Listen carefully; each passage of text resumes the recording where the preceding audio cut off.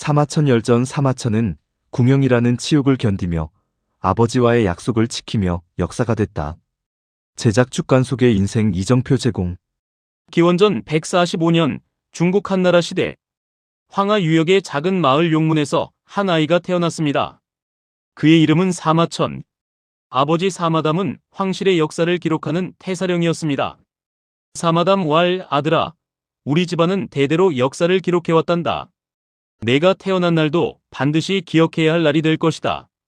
어린 사마천은 아버지의 무릎에 앉아 수백 개의 죽간을 바라보았습니다.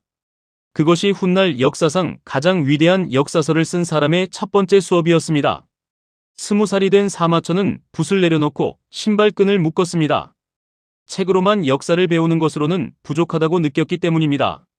사마천왈 역사는 문서만으로 쓸 수 없습니다. 그 땅을 밟고 그 바람을 맞고 그곳 사람들의 이야기를 들어야 비로소 살아있는 역사가 됩니다. 그는 공자의 고향곡부, 초나라 땅, 항우가 싸웠던 전장까지 직접 걸었습니다. 그가 발로 밟은 땅들이 훗날 사기의 뼈대가 되었습니다. 여행을 마친 사마천은 한무제의 부름을 받아 황궁에 들어갔습니다. 낭중이라는 벼슬을 받아 황제를 가까이서 모시게 된 것입니다. 한무제 왈 그대가 사마담의 아들이군. 짐의 곁에서 역사를 기록하라. 사마천은 황실의 방대한 문서와 기록들을 볼 수 있게 되었습니다. 아버지가 못다한 꿈을 이어갈 무대가 마련된 것이었습니다. 기원전 110년 아버지 사마담이 병으로 쓰러졌습니다. 임종을 앞둔 아버지는 사마천의 손을 꽉 잡았습니다. 사마담 왈, 내가 평생 쓰려 했던 역사서를 끝내 완성하지 못했구나. 사마천아, 반드시 내가 완성시켜라. 이것이 아비의 마지막 부탁이다. 사마천 왈 아버지, 반드시 완성하겠습니다. 제 목숨을 걸고 약속드립니다. 사마담은 그 말을 들으며 눈을 감았습니다. 사마천의 어깨 위에 하늘보다 무거운 짐이 놓였습니다. 3년 후 사마천은 아버지의 자리인 태사령에 올랐습니다. 황실의 모든 역사 기록을 관리하는 최고의 자리였습니다. 사마천 왈 아버지, 이제 시작합니다. 황제부터 백성까지 이 시대를 살았던 모든 사람들의 이야기를 기록하겠습니다. 그는 아버지가 남긴 자료들을 모두 꺼내놓고 새벽부터 밤까지 붓을 놓지 않았습니다. 위대한 역사서 사기의 지필이 시작된 것입니다.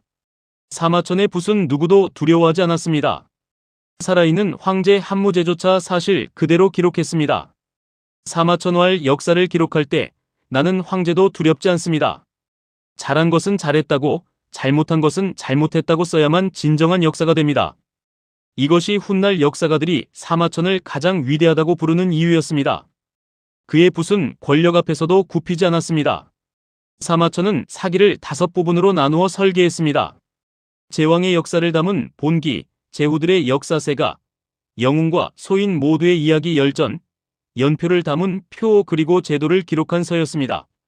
사마천 왈 역사는 왕과 귀족만의 것이 아닙니다. 장군도 상인도 자객도 심지어 도둑까지도 역사입니다. 그들의 이야기도 반드시 기록되어야 합니다. 130편 52만 6천자.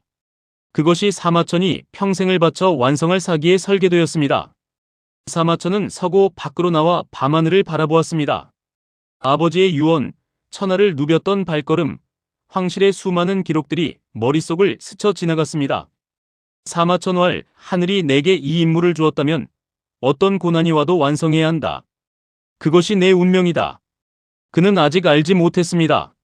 머지않아 하늘이 그에게 상상도 못할 시련을 내릴 것을. 그러나 그 시련이 오히려 가장 위대한 역사서를 완성하게 할 것임을.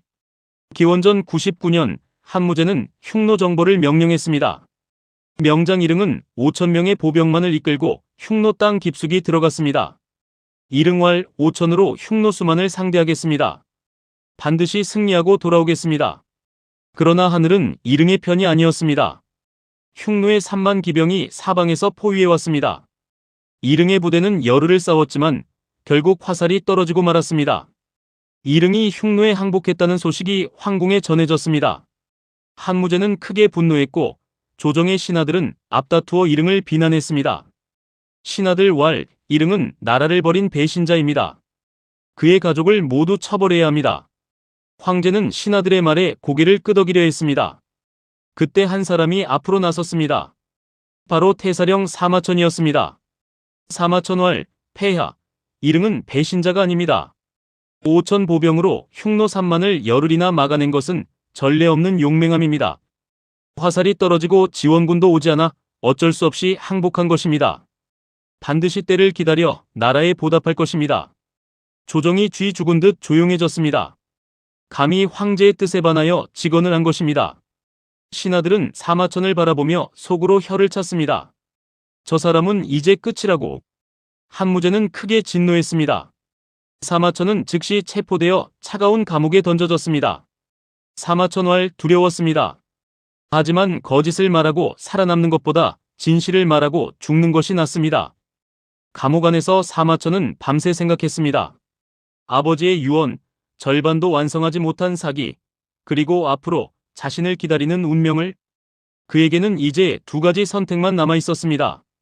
사마천에게 내려진 판결은 사형이었습니다. 그러나 한나라 법에는 두 가지 방법으로 사형을 면할 수 있었습니다. 거액의 돈을 내거나 궁형을 받는 것이었습니다. 사마천왈, 죽는 것은 쉽습니다. 그러나 사기를 완성하지 못하고 죽는 것은 하늘에 죄를 짓는 것입니다. 치욕을 감내하고 살아남아야 합니다. 가난한 사마천에게 돈은 없었습니다. 그에게 남은 선택은 단 하나였습니다. 남자로서 가장 큰 치욕인 궁형을 받는 것. 궁형이 집행되었습니다. 사마천은 그 치욕을 온몸으로 받아들였습니다. 사마천와의 사람들은 나를 비웃을 것입니다. 그러나 나는 이 치욕을 잊지 않을 것입니다. 이 고통이 나를 더욱 단단하게 만들 것입니다. 역사상 수많은 영웅들도 치욕을 겪었습니다. 월왕구천은 쓸개를 핥으며 복수를 기다렸고 한신은 가랑이 사이를 기었습니다. 사마천도 그들처럼 치욕을 연료로 삼기로 했습니다. 사마천은 풀려났습니다. 그는 곧장 서구로 돌아가 붓을 들었습니다. 사마천왈, 치욕은 나를 무너뜨리지 못했습니다. 오히려 이제 더 잘 알게 되었습니다. 역사 속 영웅들이 왜 그토록 고통 속에서도 굴하지 않았는지를. 나는 그것을 직접 겪었습니다. 궁형을 받은 이후 오히려 그의 붓은 더욱 깊어졌습니다. 고통이 역사가를 더 위대하게 만든 것입니다. 사마천은 밤을 낮삼아 사기를 썼습니다. 치욕도 고통도 세상의 비웃음도 그의 붓을 멈추지 못했습니다. 사마천왈, 나는 이 책을 반드시 완성할 것입니다. 그리고 이 책을 명산에 숨겨두어 훗날 나를 알아줄 사람에게 전할 것입니다. 그는 알고 있었습니다. 지금 세상이 자신을 비웃더라도 역사는 반드시 진실을 기억한다는 것을. 사마천의 가장 위대한 싸움이 시작되었습니다. 궁형의 치욕을 받은 후에도 사마천은 멈추지 않았습니다. 그는 낮에는 황실 문서를 관리하고 밤에는 사기를 집필했습니다. 사마천와의 세상이 나를 비웃어도 좋습니다. 나에게는 완성해야 할 역사가 있습니다. 그것이 내가 살아있는 이유입니다. 그의 하루는 오직 역사를 기록하는 것으로 가득 찼습니다. 수천 권의 주간을 뒤지고 직접 걸었던 땅의 기억을 되살리며 한 글자 한 글자를 새겼습니다. 사기는 5부분으로 이루어져 있습니다. 제왕의 역사본기 12편, 제후들의 역사세가 30편, 영웅들의 이야기 열전 70편, 연표 표 10편 제도를 기록한 서 8편, 사마천왈 130편, 52만 6천자.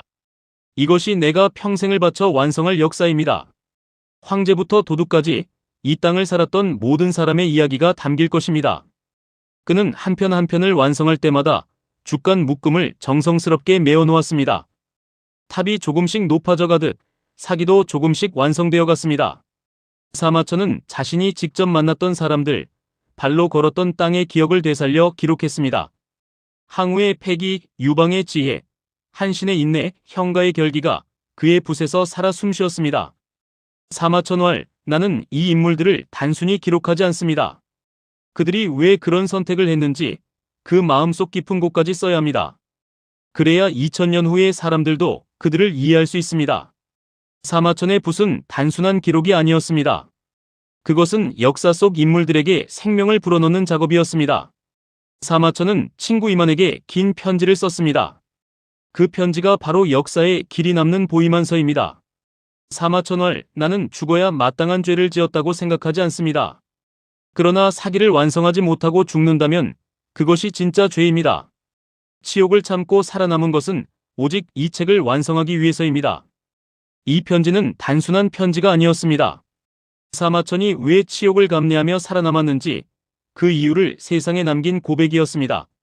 사기에서 가장 빛나는 부분은 열전이었습니다.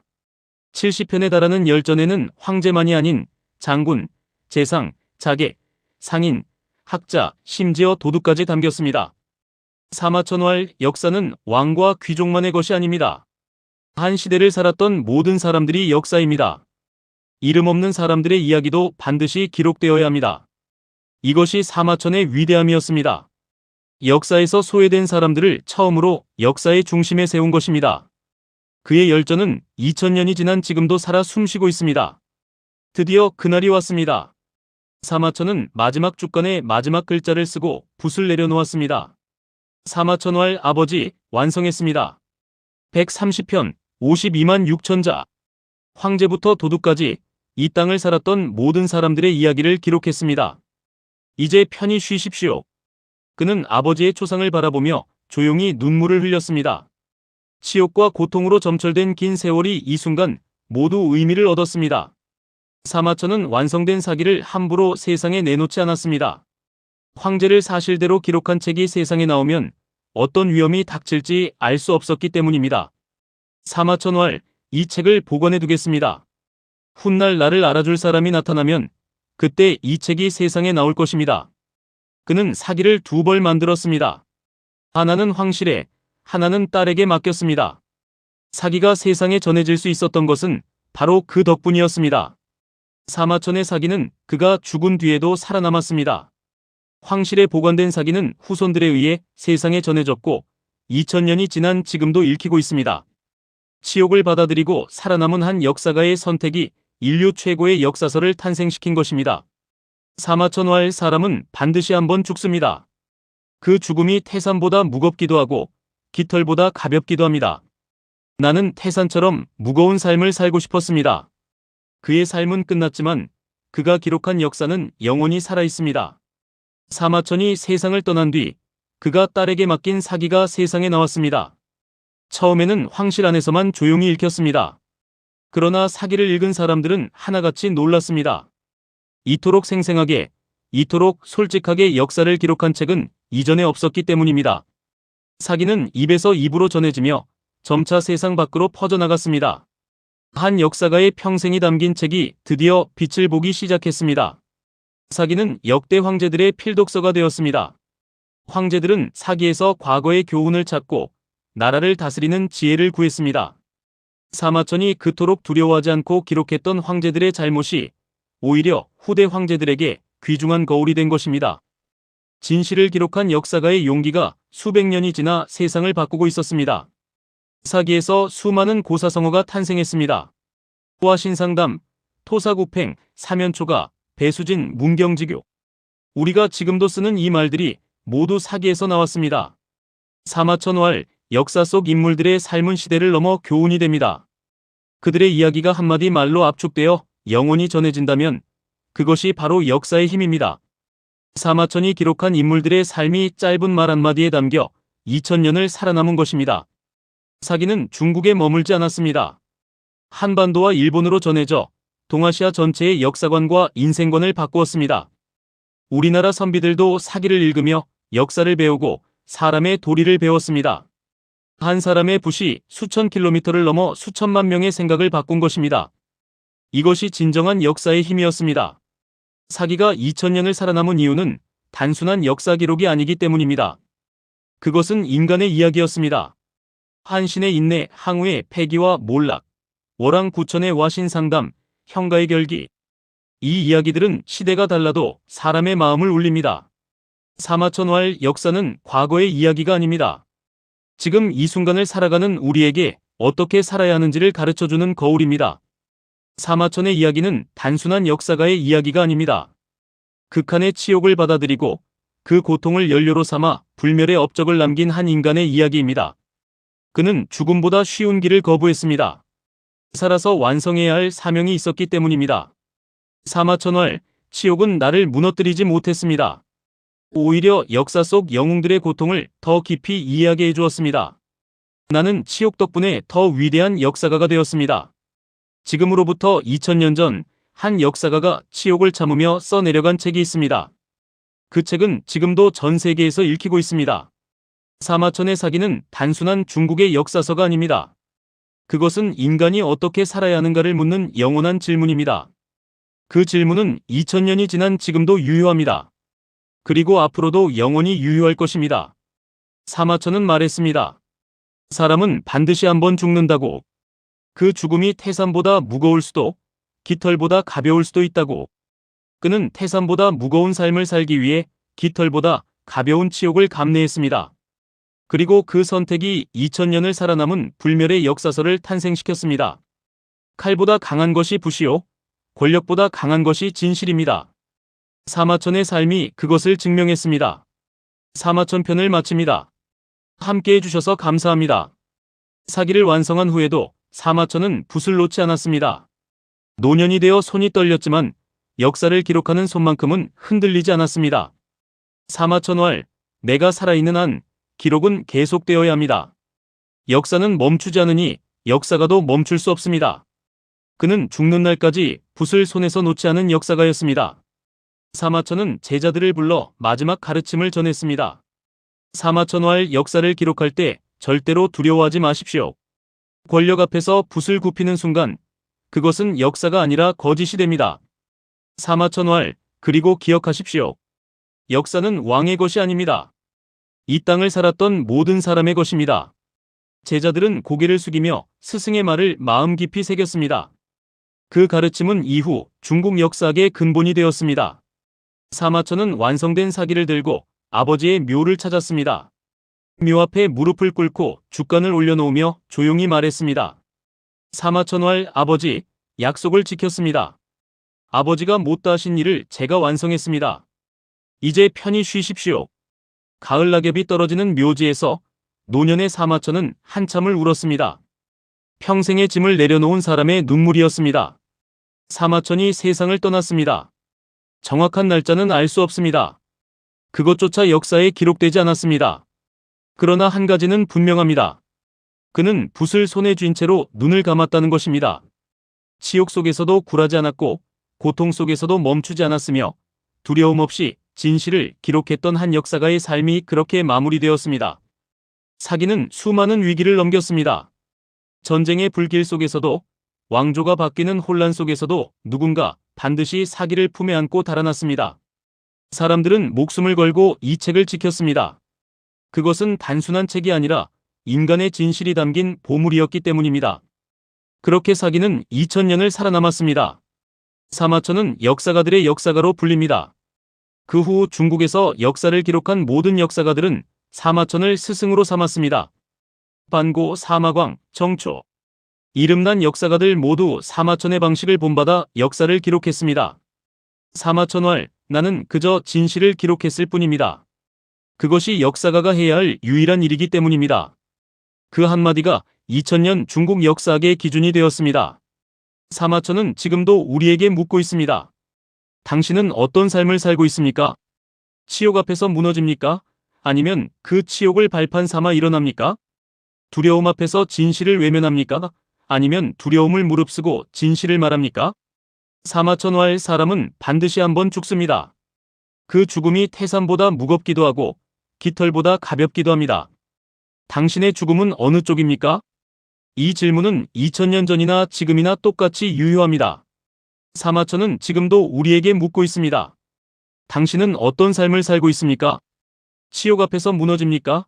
아니면 그 치욕을 발판 삼아 일어납니까? 두려움 앞에서 진실을 외면합니까? 아니면 두려움을 무릅쓰고 진실을 말합니까? 사마천왈, 사람은 반드시 한번 죽습니다. 그 죽음이 태산보다 무겁기도 하고 깃털보다 가볍기도 합니다. 당신의 죽음은 어느 쪽입니까? 이 질문은 2000년 전이나 지금이나 똑같이 유효합니다.